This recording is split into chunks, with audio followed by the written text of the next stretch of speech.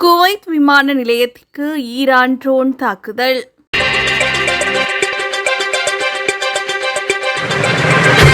குவைத்தின் சர்வதேச விமான நிலையத்தை இலக்கு வைத்து ஈரான் ட்ரோன் மற்றும் ஏவுகணை தாக்குதல்களை இன்று நடத்தியுள்ளதாக சர்வதேச ஊடகங்கள் தெரிவிக்கின்றன. இந்த தாக்குதல்களில் சிலர் காயமடைந்துள்ளதாக குறிப்பிடப்படுகின்றது. தற்போது விமான நிலையம் மூடப்பட்டுள்ளதுடன் குறித்த விமான நிலையத்திற்கு வந்த விமானங்களும் வேறு இடங்களுக்கு திருப்பிவிடப்பட்டுள்ளன.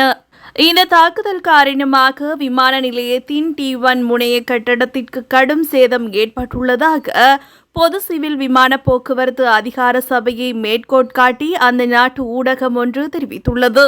முன்னதாக குவைத் நோக்கி ஈரானால் ஏவப்பட்ட 2 ஏவுகணைகள் இலக்கை அடைய தவறின அல்லது நடுவழியில் உடைந்தன என்றும், பஹ்ரைனை இலக்கு வைத்து ஏவப்பட்ட 3 ஏவுகணைகள் அமெரிக்க மற்றும் பஹ்ரைன் படைகளால் இடைமறித்து அளிக்கப்பட்டன என்றும் அமெரிக்க ராணுவம் தெரிவித்திருந்தது.